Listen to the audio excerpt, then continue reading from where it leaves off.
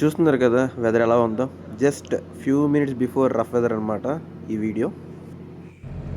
Hi guys, present మేమైతే rough వెదర్లో ఉన్నాం అనమాట.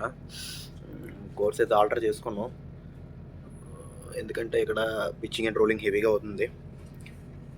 ఆల్టర్ చేసుకున్నాం కదా, సో మా పక్కనే రఫ్ వెదర్ నుంచి 400 మీటర్ షిప్ అవుట్ వెళ్తుంది అనమాట. MSc Mitchell, one of the world's largest ship అనమాట, ఎంఎస్సి కంటైనర్ షిప్. సో చూపిస్తారండి ఎలా ఉందో.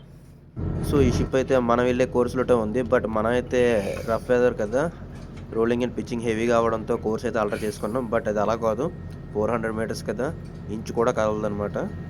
అండ్ దానికి తోడు ఫుల్ లోడెడ్ కండిషన్లో వెళ్తుంది. సో అందుకనే దానికి చేమ కొట్టినట్టు కూడా అనిపించదు. ఒకవేళ బెలాస్ట్ కండిషన్లో వెళ్తే కొద్దిగా గొప్ప రోలింగ్ అనిపిస్తుంది, బట్ ఈ 400 మీటర్ షిప్కి అస్సలు అనిపించదు అలాంటిది. అండ్ చూస్తున్నారు కదా, దూసుకుపోతుంది ఈ సైక్లోన్లో కూడా. చూస్తున్నారు కదా, అదైతే వర్షం, తుఫాను అలాంటివి వేయడం దొబ్బట్లేదు, విత్ ఫుల్ స్పీడ్లో వెళ్తుంది అనమాట. కొద్దిగా కూడా ఆల్టర్ చేయట్లేదు కోర్స్ అనేది. మేమైతే ఫుల్ కోర్స్ అయితే ఆల్టర్ చేసుకున్నాం. అండ్ మాకైతే ఇంకా 2 days అయితే ఉంది కృతి రీచ్ అవ్వడానికి. సో ఇలా మా సేలింగ్ అయితే కంటిన్యూ అవుతుందన్నమాట.